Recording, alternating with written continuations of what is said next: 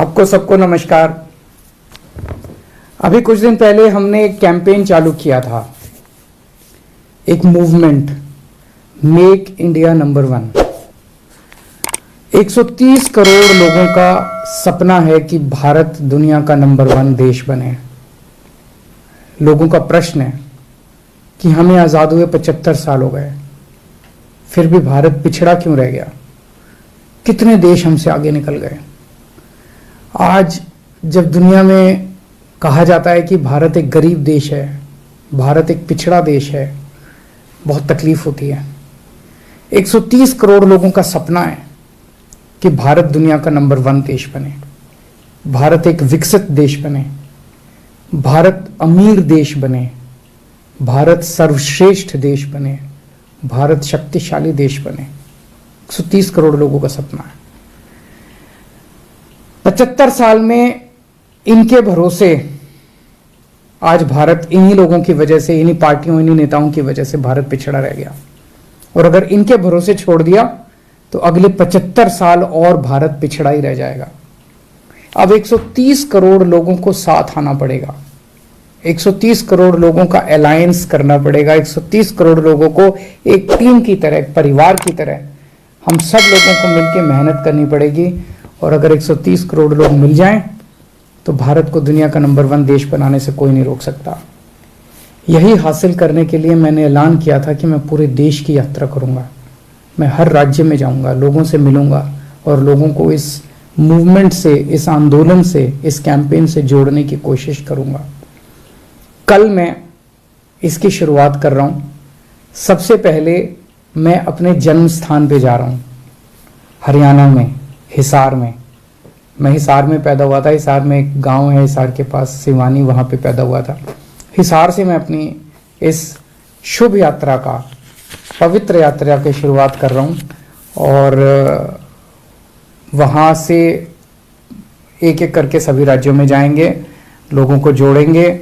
जो जो लोग इस आंदोलन से जुड़ना चाहते हैं, मेक इंडिया नंबर 1 कैंपेन से, हमारे को इस नंबर पे मिस कॉल करके आप जुड़ सकते हैं। 95100100 95100100 इस नंबर पे मिस कॉल करें और आप हमारे साथ जुड़ जाएंगे। मैंने अक्सर कई बार बोला है कि भारत को दुनिया का नंबर 1 देश बनाने के लिए बहुत सारे काम करने हैं, लेकिन एक चीज कहते हैं ना, necessary but not sufficient condition. Necessary condition ये है कि जब तक हमारे देश के हर बच्चे को अच्छी से अच्छी शिक्षा नहीं मिलेगी, शानदार शिक्षा नहीं मिलेगी, फर्स्ट क्लास शिक्षा नहीं मिलेगी, जैसे अमीरों के बच्चों को प्राइवेट स्कूलों में जैसी शिक्षा मिलती है वैसी शिक्षा इस देश के हर बच्चे को, चाहे वो मिडिल क्लास का हो चाहे वो गरीब हो, उसे अच्छी से अच्छी शिक्षा नहीं मिलेगी और फ्री में शिक्षा नहीं मिलेगी, तब तक देश आगे नहीं बढ़ सकता। 1947 में हमारा देश आजाद हुआ। उसके बाद से हमने कई इलाकों में, क्षेत्रों में तरक्की तो की है, लेकिन एक जो सबसे बड़ी गलती रह गई देश आजाद होने के टाइम पे, जैसे ही देश आजाद हुआ था, हमें सबसे पहला काम ये करना था, गांव गांव के अंदर शानदार सरकारी स्कूल बनाने चाहिए थे।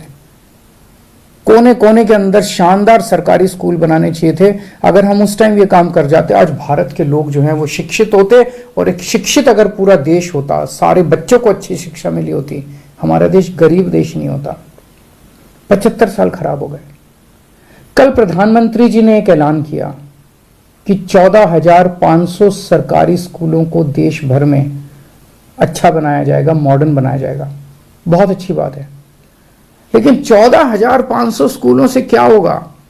देश में 10.5 लाख सरकारी स्कूल हैं, 10.5 लाख। अगर 14,500 स्कूल एक साल में अगर करेंगे तो 100 साल लग जाएंगे 10 लाख स्कूलों को, 70-80 साल लग जाएंगे 10 लाख सरकारी स्कूलों को ठीक करने में।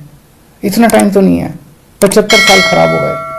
अब हमें, मेरी अपील है प्रधानमंत्री जी से, मेरी अपील है केंद्र सरकार से कि सभी राज्य सरकारों के साथ मिलके प्लान बनाया जाए, 10.5 लाख के 10.5 लाख स्कूलों को एक साथ मॉडर्न और बेस्ट क्वालिटी का बनाया जाए, एक साथ बनाया जाए, और कोशिश ये की जाए कि 5 साल के अंदर हम ये हासिल कर सकें।